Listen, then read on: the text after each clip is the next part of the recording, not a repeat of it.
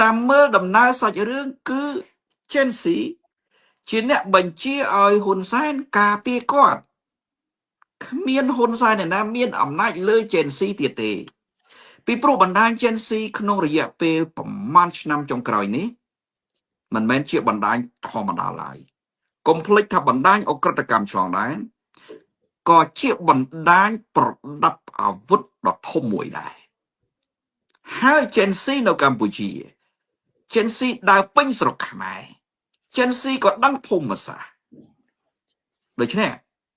កម្លាំងរបស់ Gen Z អាចកំពុងតែភ្ជង់កម្លាំងរបស់លោកហ៊ុនសែនឬបញ្ជាឲ្យលោកហ៊ុនសែនការពារគាត់សួរតែចាប់ Gen Z បានទេវាជាការពិបាកមួយ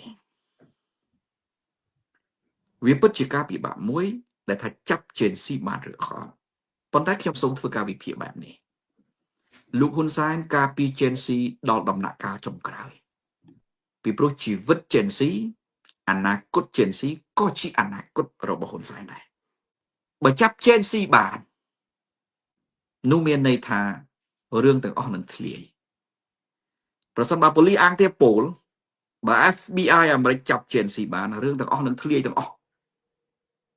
Gen Z មិនអាចលាក់អ្នកជំនាញអង្គទាពលនិង FBI អាមេរិកក្នុងការសាកសួរបានទេគេមានវិធីសួររបស់គេដឹងមកគេដឹងថាបណ្ដាញអ្នកណាខ្លះនៅទីណាខ្លះអញ្ចឹងហើយលោកហ៊ុនសែនសពថ្ងៃអ្វីដែលហ៊ុនសែនពិបាកចិត្តបំផុតគឺនៅត្រង់ថាតើការពារ Gen Z កុំឲ្យគេចាប់បានដោយវិធីណា